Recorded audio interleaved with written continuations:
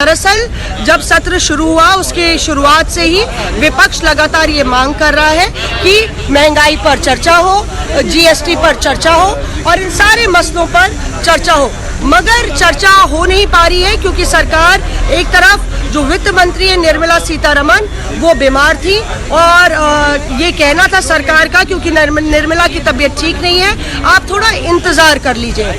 और विपक्ष का ये कहना है क्योंकि महंगाई आम आदमी की कमर तोड़ रही है, इसलिए महंगाई को लेके हम सबसे पहले अगर सत्र शुरू होगा, कामकाज शुरू होगा तो सबसे पहले हम महंगाई पर ही चर्चा करेंगे।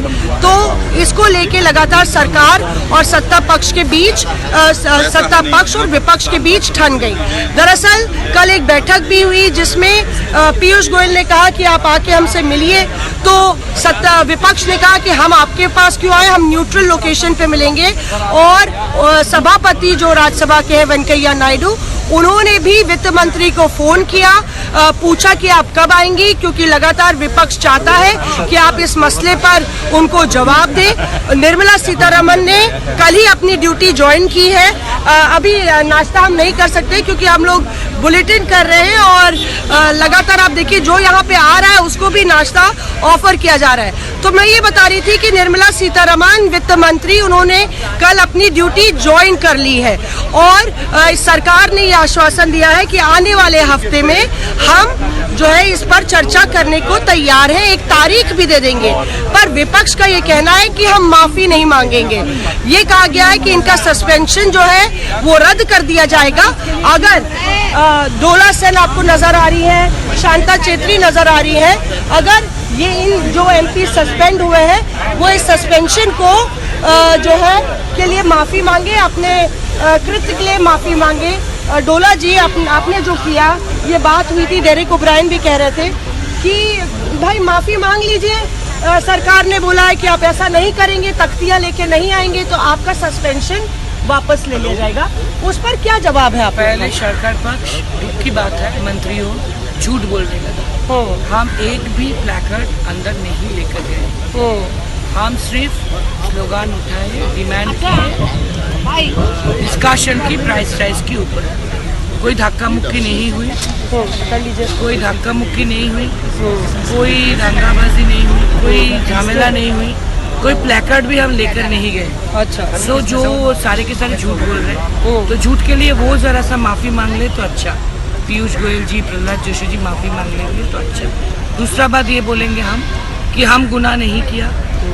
जब सरकार पक्ष पीपल्स इशू को नजरअंदाज करेंगे तब फर्ज बनता अपोजिशन का पीपल्स वॉइस को उठाने का।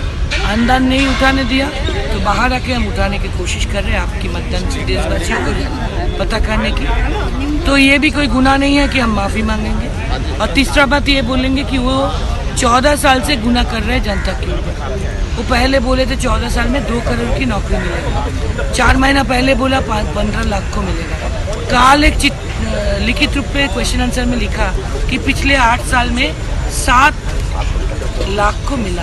तो ये झूठ है। और इतने सारे जीएसटी और प्राइस राइज के लिए भी वो जनता से गुनहगार है। तो ट्रेजरी बेंच को बोलिए जिसके वो गुनहगार है जनता से माफी मांग ले, वो अच्छा रहेगा। तो उल्टा आप कह रही हैं कि ट्रेजरी बेंचेस को माफी मांगनी चाहिए, जनता से हम किसी भी हालत में माफी नहीं मांगेंगे।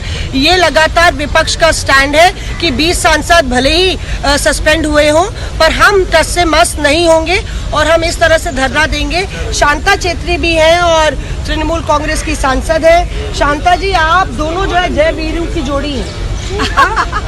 जय और वीरू, डोला जी वीरू है, आप जय हैं। अच्छा, थैंक यू।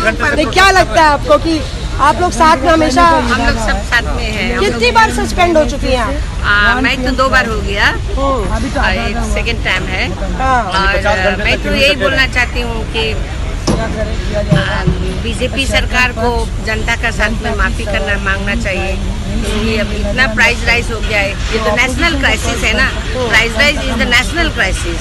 तो ये जो कॉमन पीपल का तो बजट में चलता है ना, ड्यू टू प्राइस राइज इतना कॉमन बजट टोटली ये सरकार, ये बीजेपी सरकार टोटली डिस्ट्रॉय कर दिया है। डिस्ट्रॉय कर रहे हैं। अब बारिश होने वाला है, ऊपर बादल गरज रहे हैं और बिल्कुल काले बादल हैं, तो हम बैठे रहेंगे। हाँ जरूर बैठेंगे, बारिश हो या अरे तूफानी आए, जो भी आए, हम लोग 50 घंटा तो हम लोग करेंगे जो वादा, धूप से मर भी जाए। देखिए नायडू साहब, नहीं पर नायडू साहब कहते हैं कि टॉक आउट और walk out, but what is happening is a black out, and if this is the situation, democracy will be all out. क्या कहना है आपको? नायडू साहब को हम प्रणाम करना चाहेंगे क्योंकि वो बहुत वरिष्ठ राजनीतिविद है।